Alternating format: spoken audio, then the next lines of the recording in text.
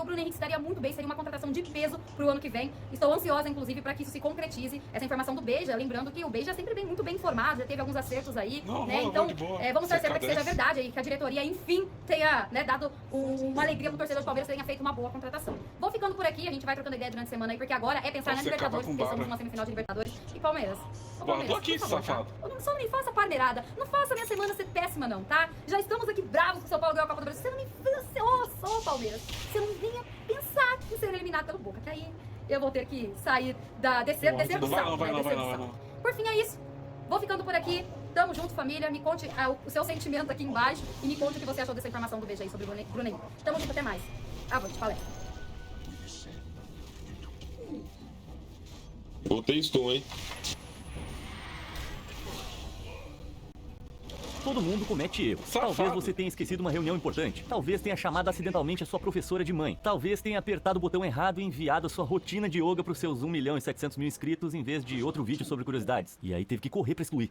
Bom, não importa quão constrangedor tenha sido o seu erro. Você pode ficar tranquilo sabendo que não foi tão ruim assim. Não comparado a apertar um interruptor que mergulhou uma cidade inteira no caos. Ou não apertar um único parafuso e levar um derretimento cataclísmico. Portanto, prepare-se pra se sentir melhor consigo mesmo. Enquanto analisamos alguns erros pequenos que tiveram grandes consequências. Eu vou tenando. Caos generalizado. Não há quem não deteste um apagão. Você fica sem TV, sem internet, sem luz por várias horas. Ah, sim, é muito inconveniente, mas nada se compara ao apagão mais lendário de todos os tempos. Em 13 de julho de 1977, 3 raios atingiram a instalação da Con Edison em Nova York. Num instante, a cidade de Nova York e o condado de Westchester ficaram às escuras. O operador tinha cerca de 15 minutos para restaurar a energia e colocar a instalação de volta em funcionamento. Uma janela de tempo razoável, certo? Bem, para fazer isso, o operador precisava acionar uma série de interruptores na ordem certa. Infelizmente, para os habitantes de Nova York, aquele operador sem nome cometeu um erro. Ele deixou passar um interruptor e, como resultado, a cidade ficou às escuras e sem energia por 25 horas. Ainda assim, os habitantes de Nova York são conhecidos por serem razoáveis, calmos e equilibrados. Então, claro que não. Isso é tudo que eles não são. Eles imediatamente mergulharam na maior revolta que a cidade já tinha visto. Lojas foram saqueadas, infraestrutura pública foi vandalizada, carros foram incendiados, a cidade foi tomada pelo caos. Isso resultou em 1.000 incêndios, 1.600 saques e 3.700 prisões. Estima-se que um interruptor não acionado tenha custado à cidade quase 300 milhões de dólares em danos. Mas houve outra consequência inesperada do apagão: o surgimento do hip hop no mainstream. Equipamentos profissionais de gravação e mixagem eram caros, e na época eram produtos extremamente exclusivos. Depois do roubo desse equipamento, ele estava aí pelas ruas, e a polícia ansiosa para recuperá-lo. Isso forçou os saqueadores a vender o equipamento rapidamente, a preços muito reduzidos. A maioria dos compradores eram nova-iorquinos mais pobres, que de outra forma teriam dificuldade para comprar esse equipamento. Uma nova geração de músicos em Nova York de repente teve acesso ao equipamento necessário para fazer a música que queriam, e o hip hop passou de um gênero de nicho para um fenômeno nacional em questão de anos. Talvez se aquele cara tivesse acionado um interruptor diferente, a gente teria visto o meu sonho da música techno country se tornar realidade. Valeu a pena esse apagão por eventualmente a gente conseguir o Run DMC? Me conta aí nos comentários e não esquece de curtir e se inscrever para mais conteúdo incrível. Continuando.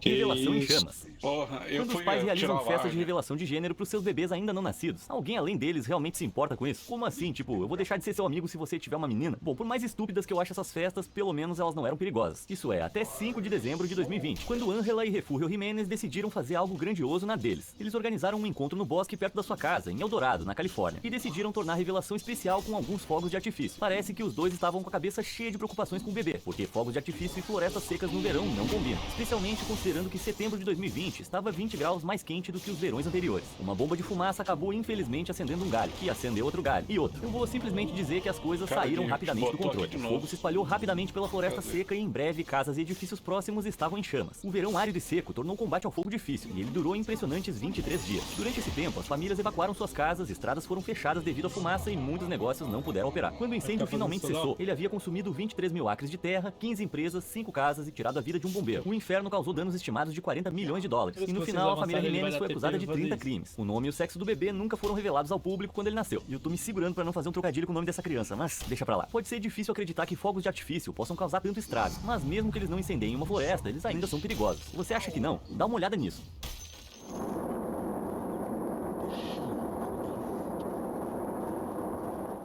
O que você tá vendo aí é o resultado de outro pequeno erro. Um funcionário de uma fábrica de fogos de artifício em Seest, na Dinamarca, escorregou enquanto carregava uma caixa de fogos de artifício. A queda dele fez com que os fogos disparassem em todas as direções, o que então fez com que mais fogos de artifício explodissem, criando um espetáculo de destruição deslumbrante. O acidente danificou mais de 2.100 casas, deixando 176 delas completamente inabitáveis. 2.000 pessoas tiveram que ser evacuadas, dezenas ficaram feridas e cerca de 100 milhões de euros em danos foram causados. É isso aí, a partir de agora, cuidado extra. Eu vou soltar fogos de artifício só no micro-ondas, onde é mais seguro. Sem tempo para um cochilo.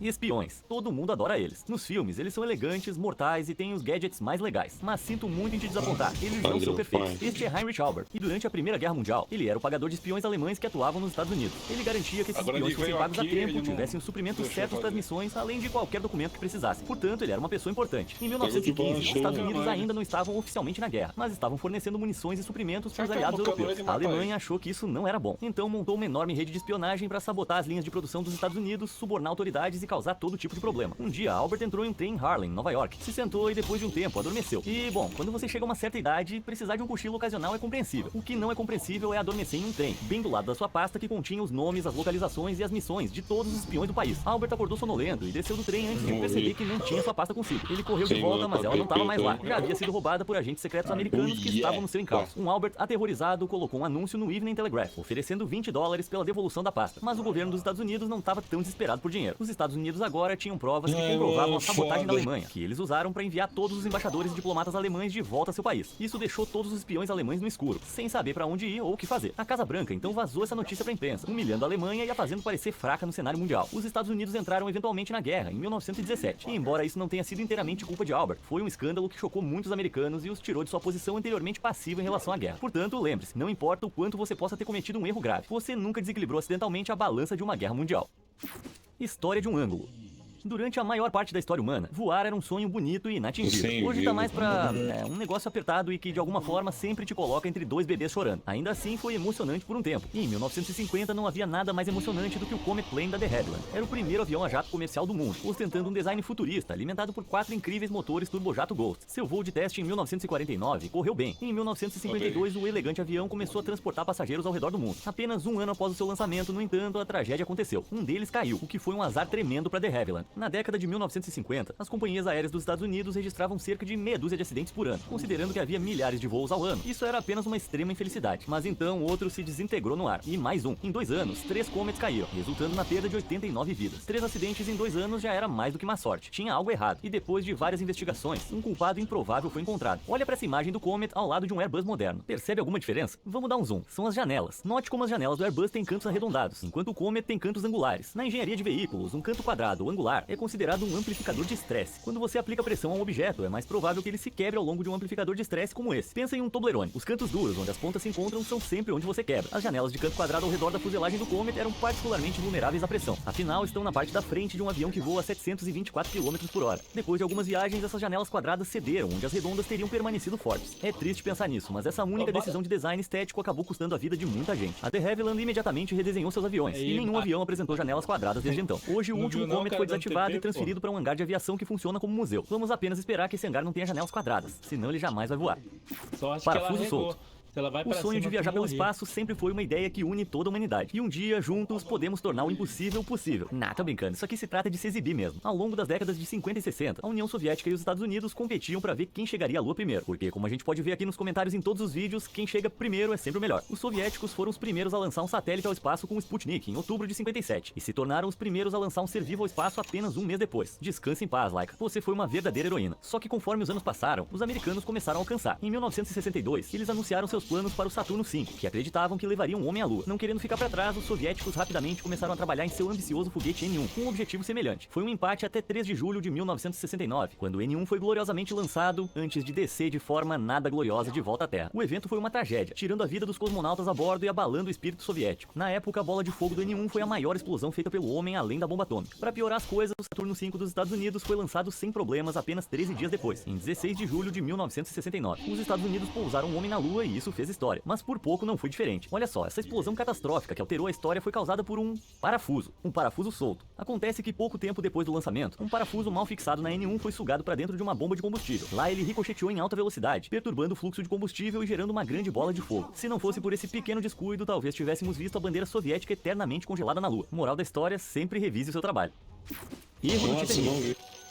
Todo mundo conhece a história do Titanic, um navio de cruzeiro supostamente inafundável que navegou pelo Atlântico, colidiu com um iceberg e afundou nas águas geladas, custando a vida de cerca de 1.500 pessoas. Ao longo das décadas, a causa exata do desastre foi examinada minuciosamente, especialmente por James Cameron, e o dedo da culpa muitas vezes aponta para um homem, Fred Fleet. Ele era o vigia a bordo do Titanic, e era seu trabalho detectar obstáculos na água, então ele deve ter mandado muito mal em não notar um enorme iceberg, certo? Bem, como em muitas histórias do Titanic, é mais complexo e trágico do que parece inicialmente. Pouco antes do Titanic partir, executivos de alto escalão da companhia de cruzeiros decidiam que queriam o respeitado marinheiro Henry Wilde na tripulação. Wilde era experiente, então quando ele foi colocado na lista de tripulantes, outros membros da tripulação foram rebaixados em sua posição para dar lugar a ele. É aí que David Blair entra em cena. Embora o Sr. Blair também fosse um marinheiro experiente, sua presença não foi solicitada como a do Sr. Wilde. Acreditava-se que rebaixar Blair seria um insulto a ele, então ele foi removido da viagem. Afinal, ele não seria necessário com Wilde a bordo. Foi aí que ocorreu um acidente pequeno, mas incrivelmente trágico. Quando Blair saiu, ele esqueceu de entregar algo pequeno, mas muito importante ao seu substituto, uma chave. Essa pequena chave pertencia a um armário vital no mastro de vigia do navio. O que esse armário continha? Os binóculos de Fred Fleet. Por meio dessa infeliz série de contratempos, Fleet não conseguiu acessar seus binóculos na noite do incidente. Isso significava que ele não podia ver muito ao redor do navio e não conseguiu avistar o iceberg até que fosse tarde demais. Fleet sobreviveria ao incidente, mas foi atormentado pela culpa pelo resto de sua vida. Ele testemunhou perante o Senado e se tivesse seus binóculos teria certamente evitado o desastre. A chave foi encontrada mais tarde, vendida em um leilão em 2007 por 90 mil libras, cerca de 200 mil dólares atualmente, embora a gente possa dizer que em certo momento o valor dela era inestimável. Pausa para um cigarro. Essa próxima história é importante porque trata dos perigos do tabagismo. E não, eu não tô falando de arruinar seus pulmões, desenvolver um vício ou causar problemas de saúde debilitantes pra si mesmo. Tô falando de danos materiais. Nossa história começa na Ucrânia, na incrivelmente fácil de pronunciar vila de Novobodanivka. Viu só? De primeira. Embora a cidade em si fosse um lugar pequeno e humilde, ela guardava um segredo importante. Aninhada nas colinas pitorescas de Novobodanivka, havia um depósito de munições que armazenava 92 mil toneladas de material explosivo. Isso incluía armas, munições e explosivos, dos quais o país tinha pouco uso. Eles simplesmente estavam acumulando tudo depois do fim da União Soviética nos anos 90. Ainda assim, as munições eram valiosas, e guardas foram instalados para vigiar o depósito. O problema é que observar um prédio cinza e monótono por horas a fio pode se tornar entediante. Então eles fizeram o que todos os europeus desanimados fazem para passar o tempo. Fumaram. O que aconteceu em seguida não tá muito claro, mas uma versão sugere que um guarda amassou um embrulho sujo do Burger King e jogou na lixeira da área de fumantes. Enquanto os soldados apagavam seus cigarros no cinzeiro designado, a área de fumantes começou a feder. Então os guardas decidiram se afastar da área de fumantes designada e se aproximar do depósito de armas. Por qualquer razão que estivessem lá, um guarda deixou cair ou atirou um cigarro. E então se fez a catástrofe. Não é surpresa que se você empilhar um monte de explosivos um em cima do outro, seja muito difícil detonar apenas um deles. Uma explosão levou a outra e isso causou um incêndio, que resultou em ainda mais explosivos detonando. A lenta e constante cadeia de explosões tornou impossível lidar com o desastre com segurança. No total, as explosões duraram 8 dias seguidos, e os efeitos foram sentidos em uma área de mais de 389 km². Várias pessoas perderam a vida, muitas ficaram feridas e 35 mil tiveram que ser evacuadas. No final das contas, o incidente causou danos no valor de 450 milhões de dólares. Vários anos depois, a Ucrânia sofreria outro incêndio catastrófico em um depósito de armas em Balakleia, embora esse não tenha como causa confirmada os fumantes, mas eu não ia ficar surpreso se fosse. A luz acesa.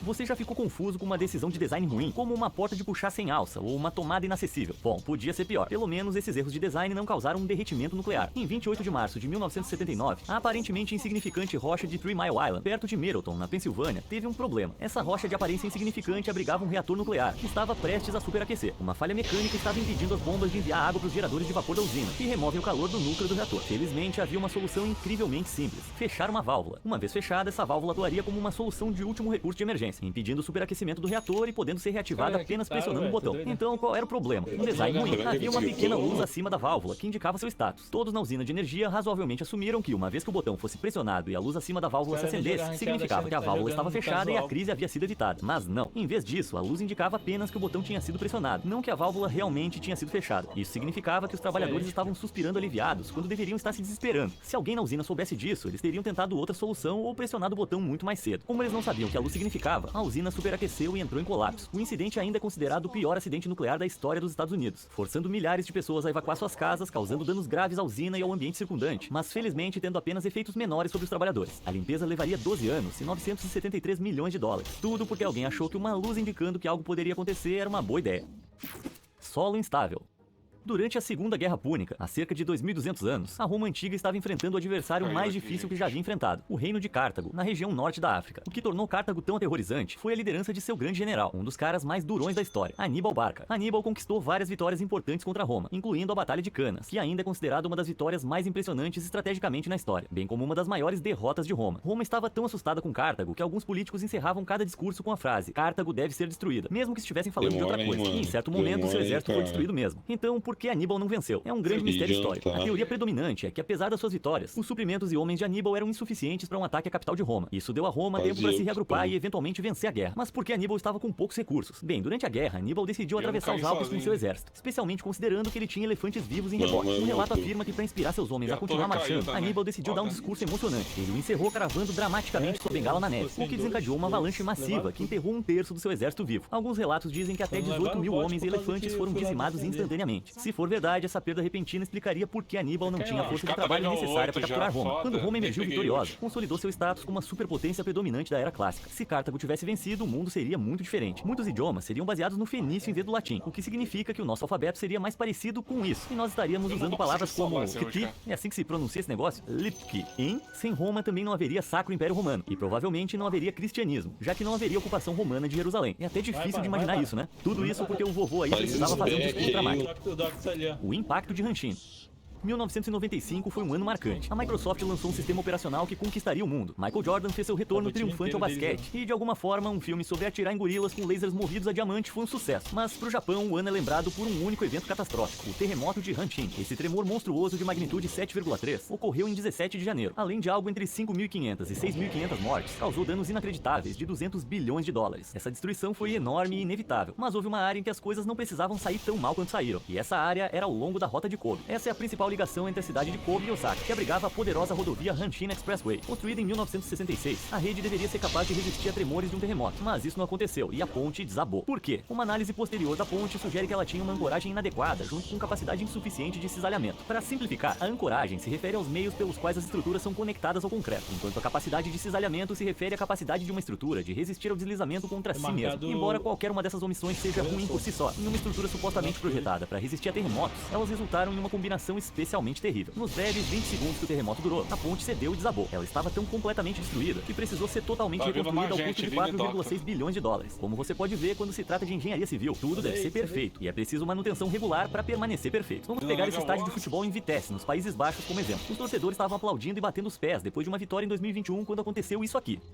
Olha os caras tudo aqui, Por mano. alguma espécie de milagre, não houve relatos de feridos. Enquanto os torcedores riam, o prefeito Hubert Bruce não viu graça, sabendo que a situação poderia ter sido muito pior. Uma investigação formal não revelou uma única causa, mas revelou que a estrutura havia sido construída na década de 30, com quase nenhuma manutenção entre então e o incidente. E se você tá aí rindo das infraestruturas europeias e japonesas, achando que isso não acontece nos Estados Unidos, prepare-se para um choque de realidade, porque segundo algumas estimativas, até 25% da infraestrutura dos Estados Unidos está em risco de se tornar inoperável, com consequências desastrosas. Só observa o colapso do Metrodome em 2010.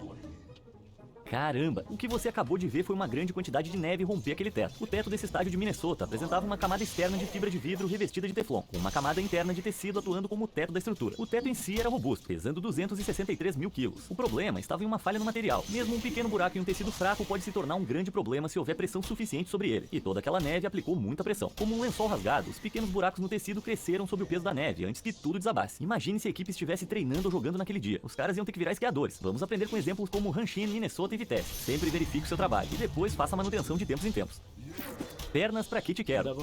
Pernas são ótimas. Elas permitem que você ande por aí, mantenha portas abertas e aplique golpes de artes marciais em arruaceiros que desrespeitam a sua garota. Mas sabe pra que as pernas não são boas? Pra edifícios. Edifícios não precisam andar por aí ou aplicar golpes. Em 1977, o Citicorp revelou seu novo e elegante prédio, conhecido na época como Citicorp Center. Ele ostentava um design moderno com um telhado inclinado e uma série de pernas longas e esbeltas. Esse novo visual sofisticado fez do edifício a sensação de Nova York após a sua construção. Mas esse design fabuloso deu ao edifício uma fraqueza evidente: o vento. Lá em cima, a 280 metros de altura, venta muito, porque não há nada para impor resistência ao vento, tipo árvores ou outros edifícios. A estudante de arquitetura Diane Hartley percebeu que a forma única do edifício o tornava particularmente suscetível a ventos fortes, que poderiam comprometer sua integridade estrutural. Diane entrou em contato com o designer do edifício, William Lemessurier, e falou da sua descoberta. William percebeu o próprio erro. Embora tivesse considerado ventos fortes nas faces do edifício, ele não havia pensado nos efeitos nos cantos. Fazendo algumas pesquisas frenéticas, William percebeu que uma tempestade forte o suficiente para derrubar o prédio ocorria aproximadamente a cada 55 anos. Pior ainda, suas pernas significavam que se ele caísse, não ia desmoronar simplesmente para dentro, mas tombaria sobre outros edifícios, causando ainda mais destruição. Parece bem ruim, né? Mas fica ainda pior, porque Diane e William descobriram esse fato logo antes do furacão Ela atingir Nova York. William agiu rapidamente. Ele criou um plano de evacuação com o Departamento de Polícia de Nova York e garantiu que 2.500 membros da Cruz Vermelha estivessem em prontidão. Ele e uma equipe de engenheiros trabalharam sem parar por 3 meses seguidos para elaborar uma solução. Trabalhando secretamente para evitar que a histeria, os engenheiros soldaram placas de aço de 5 centímetros de espessura sobre os parafusos do edifício, aumentando sua resistência. Eles trabalharam de maneira tão secreta que os moradores do edifício nem perceberam. Graças à dedução de Diane, a determinação de William em corrigir o seu erro e o árduo trabalho desses engenheiros, uma crise foi evitada, tudo sem chamar a atenção da mídia. Na verdade, a única razão pela qual isso foi descoberto é porque um engenheiro falou sobre isso em uma festa anos depois. E eu entendo, é uma conquista e tanto. Aqui a gente encerra com a consequência desse pequeno erro sendo evitada, só pra terminar esse vídeo de um jeito mais leve. Mas a gente viu vários erros terrivelmente impactantes, né? Você já cometeu aquele errinho de nada que causou um estrago? Me conta aí nos comentários e obrigado por assistir.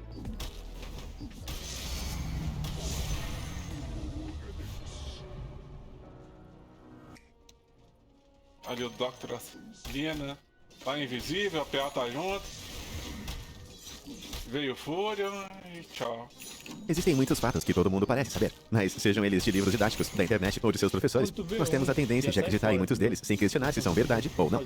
Bem, acontece que alguns desses fatos bem conhecidos são na verdade mentiras transmitidas através dos tempos. Alguns deles são completamente errados, e a verdade por trás de alguns outros é simplesmente inacreditável. Então prepare-se para ficar chocado e de queixo caído, enquanto damos uma olhada em alguns fatos que parecem tão malucos que você simplesmente não vai acreditar que são verdade. O espaguete singular. Imagina só, você tem um prato muito saboroso de espaguete bem na sua frente. Só pra quando você colocar o garfo, puxar apenas um fio solitário de espaguete. É só isso, né? Um único fio de espaguete. Bom, na verdade, isso tem até um nome. Acontece que o espaguete é uma palavra italiana e um substantivo plural para todas aquelas sequências de macarrão.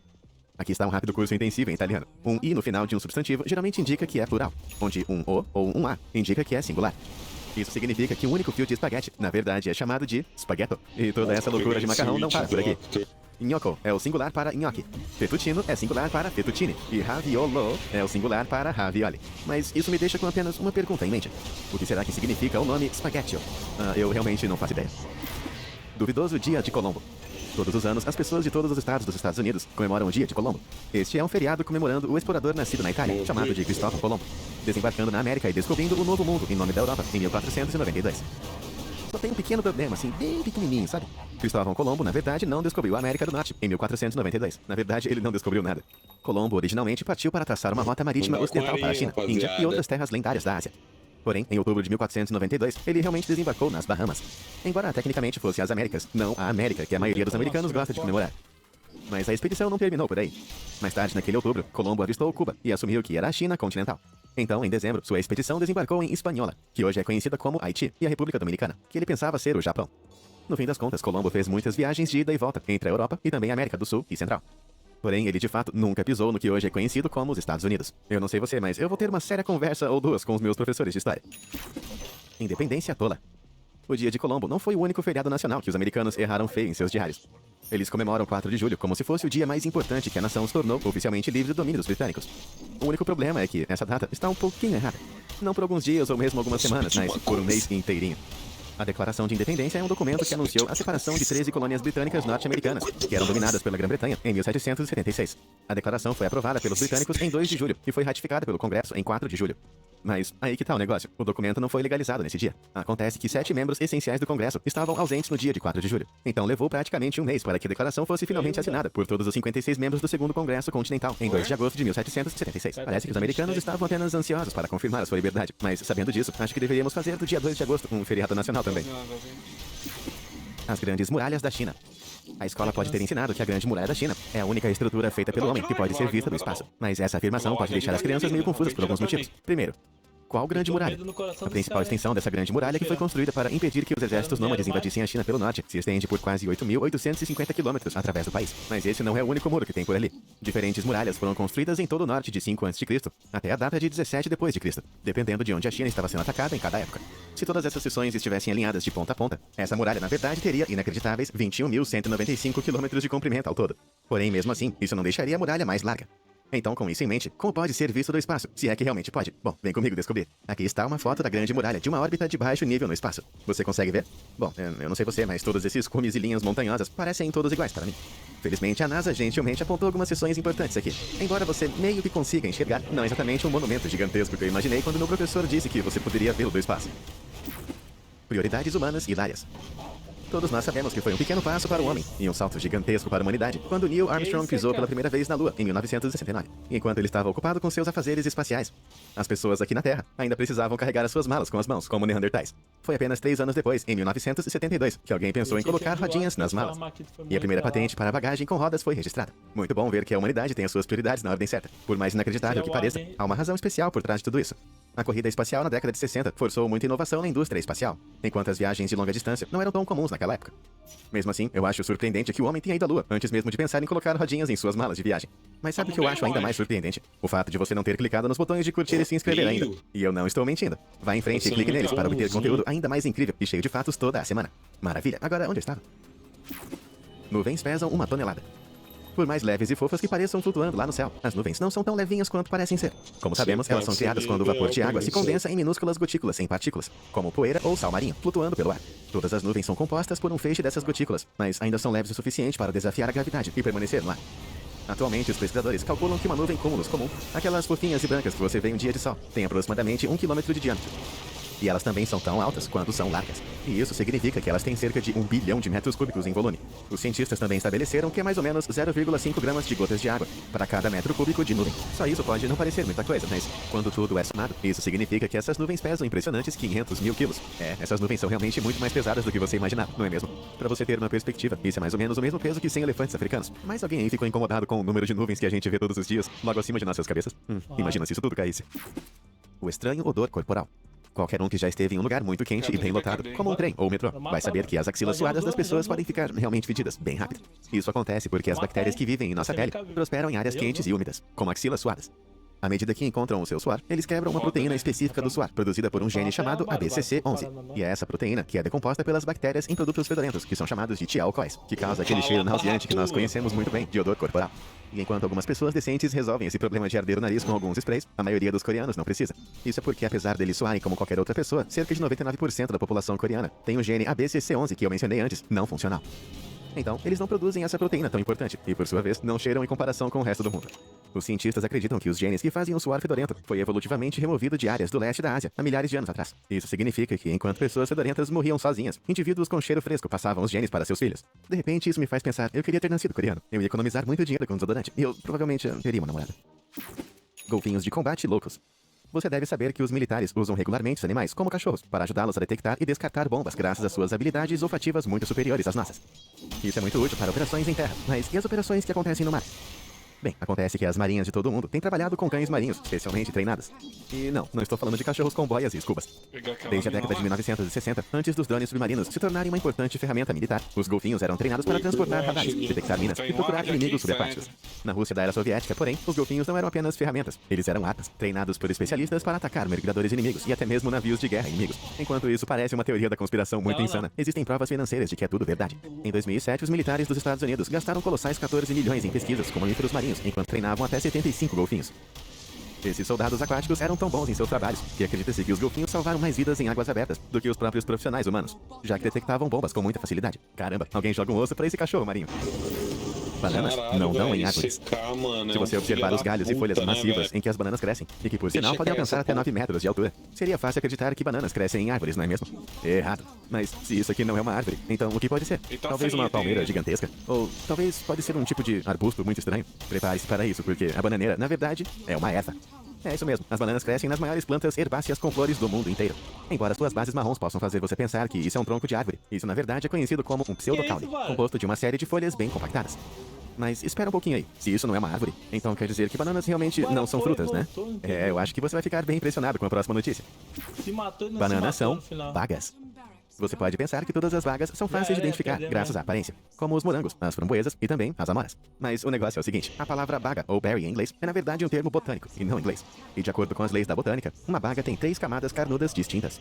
O exocarpo, ou pele externa, o mesocarpo, ou meio carnudo, e o endocarpo, também conhecido como a parte mais interna, que contém as sementes. Então, seguindo essa lógica, os morangos na verdade não são realmente bagas. Assim como as bananas, na verdade, não são frutas. E toda essa loucura não para por aí. Outras frutas que na verdade são bagas são laranjas, as uvas e até mesmo berinjelas. Embora você não vai me ver adicionando uma berinjela na minha salada de frutas tão cedo. Então, onde é que isso tudo deixa os morangos? Botanicamente falando, eles são classificados como frutas acessórias, com abacaxis e figos, cuja polpa se desenvolve a partir de um único receptáculo de floração. É essa carne vermelha que está incorporada ao que é tecnicamente a fruta de fato que as pessoas geralmente consideram ser as sementes. Então, o morango não apenas é uma baga, mas as suas sementes, na verdade, não são sementes de verdade. Mas alguém pensando que a vida inteira foi uma mentira. O verdadeiro fruto proibido. Uma das histórias mais antigas e conhecidas da Bíblia gira em torno de 5 personagens principais. Nós temos Adão, Eva, Deus, Satanás, na forma de uma cobra falante, e também uma maçã. A história diz que Deus cria Adão e Eva, e os deixa viver em um jardim muito bonito. Também diz que podem comer qualquer coisa, exceto as maçãs penduradas na árvore do conhecimento. Alerta de spoiler, a cobra de Satanás convence Eva a comer a maçã, e de repente os dois são banidos. Durante séculos, este famoso conto foi perpetuado e transmitido através da arte, ilustrações, animações e até mesmo filmes. Porém, é agora que começa a ficar um pouco estranho. Na verdade, a fruta que Eva comeu não era de fato uma maçã. Eu não estou de brincadeira. Apesar de todas as histórias que você deve ter ouvido, não há menção no livro original de Gênesis sobre a fruta ser uma maçã. Se traduzirmos do hebraico original, a história apenas se refere ao fruto da árvore.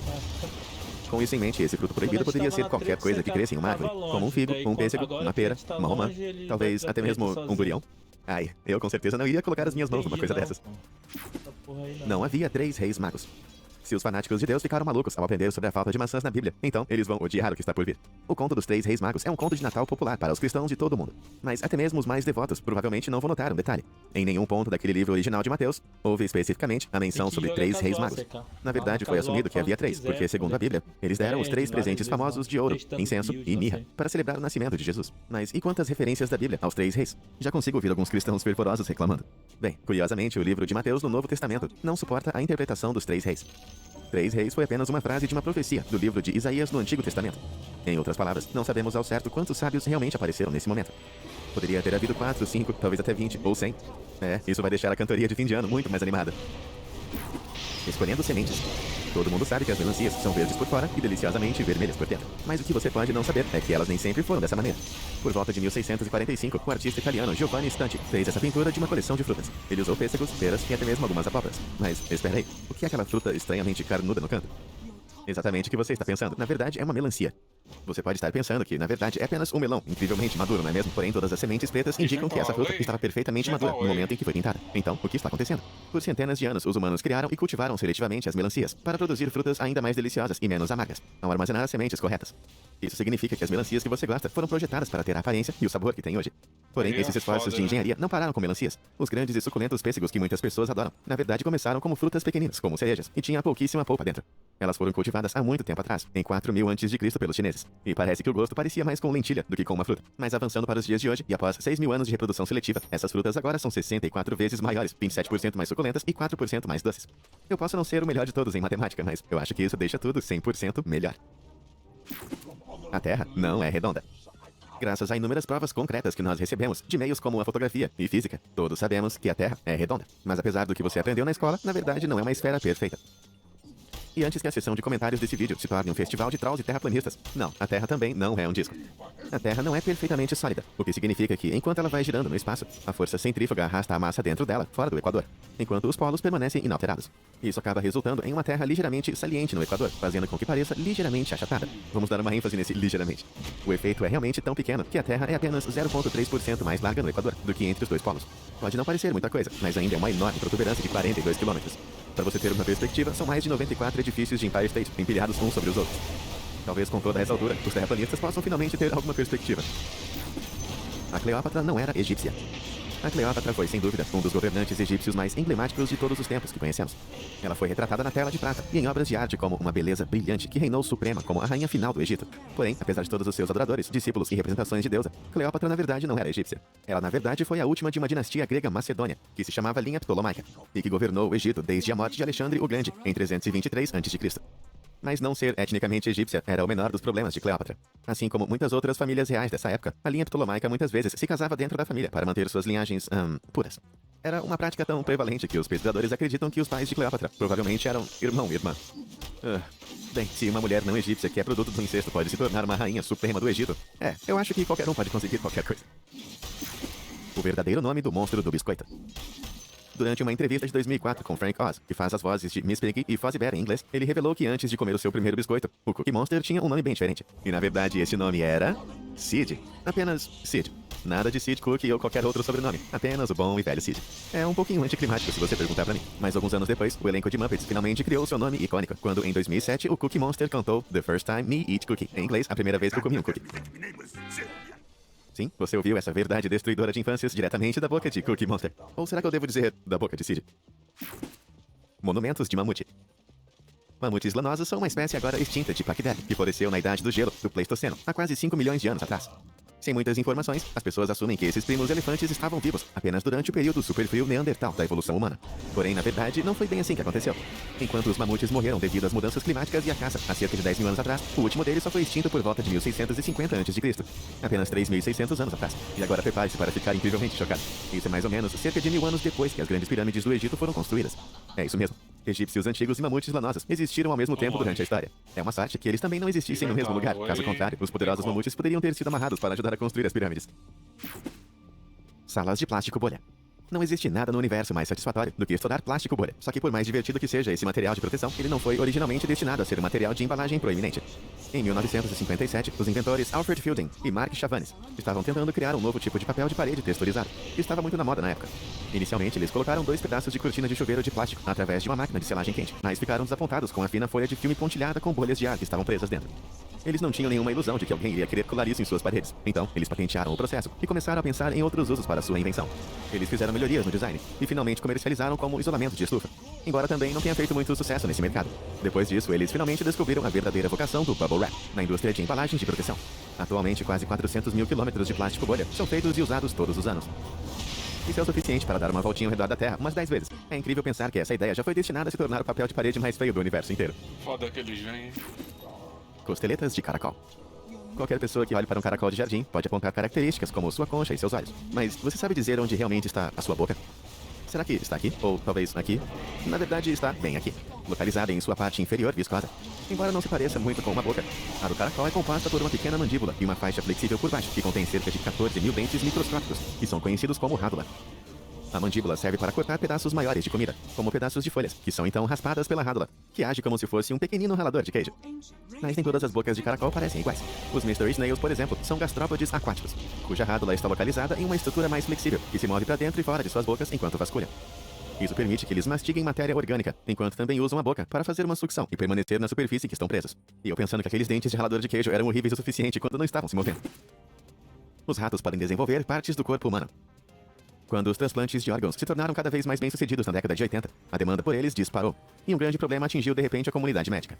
A necessidade de órgãos era muito maior do que o número de órgãos disponíveis no mercado, deixando eles com uma incrível escassez.